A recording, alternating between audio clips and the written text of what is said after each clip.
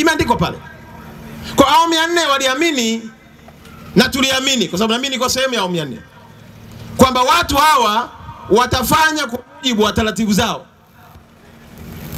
Awamu ya 4 tuliamini ya kwamba wewe kama ni afisa afya, kama wewe ni mtendaji, wewe ni mwenyekiti, unajua majukumu yako.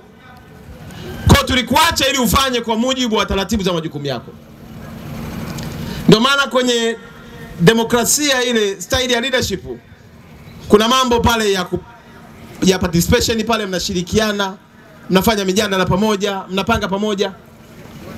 Lakini kwa gundua Watanzania hawa bado tunatamani kuendelea kuwa chini ya kuelekezwa kwa kila kitu, pamoja na kwamba tumepewa majukumu ya kufanya kazi. Hata rais wangu amekuja na style moja inaitwa autocratic leadership. You command from top to bottom. Sasa usipofanya hivyo watu wafanye ni kukaa huku kwenye shingo huku. Ukimkalia mtu kooni anaelewa hapa ni kazi ya kufanya. Sasa wakuu wangu wa wilaya, kakaangu Mushi hapo Ilala, na dada yangu pale Temeke, pamoja na ndugu yangu pale Kinondoni, Mr. Wavumilia, mkijidai mnafanya swala la demokrasia. Kamwambia Mheshimiwa Rais kuna wilaya nyingi tu. Kama umenipa mkoa huu nataka nifanye kazi, nataka watu wafanye kazi. Hata Ukerewe ni wilaya. Lazima msimamie watu kooni. Kaa naye shingoni. Tunataka jiji letu liwe safi na Dar es Salaam iongozwe kwa nidhamu.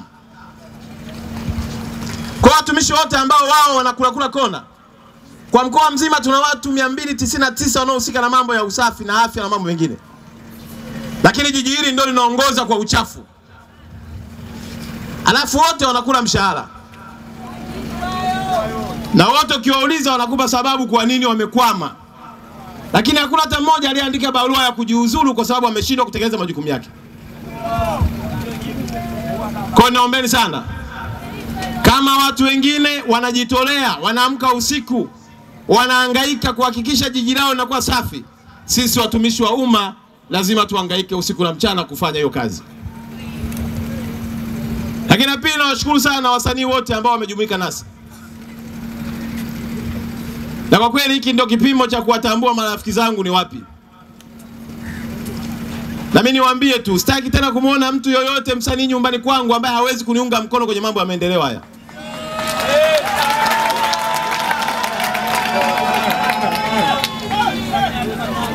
Sitaki hiyo tabia. Nimeona Steve hapa amekuja ndo anamkaamka, hilo ni onyo. Ukirudia tena na kushughulikia. Huwezi kuwa rafiki yangu kwenye mambo kama haya uhangaiki. Wengine wanataka aombwe. Eti mbona mimi hujanipigia simu kuniomba kuposti? We nani? Swala ila usafi sio la serikali, ni swala la kila mtu. Ndio maana wataalamu wa lugha wanasema usijifanye mstaarabu, kuwa mstaarabu. Haiwezekani mpaka mkuu wa mkoa akupigie simu kuhamasisha usafi wakati hili ni jiji lako. Ili swala la usafi si swala la mtu mmoja, ni swala letu sote. Na ndio maana baada ya muda mfupi nitazindua kampeni hapa.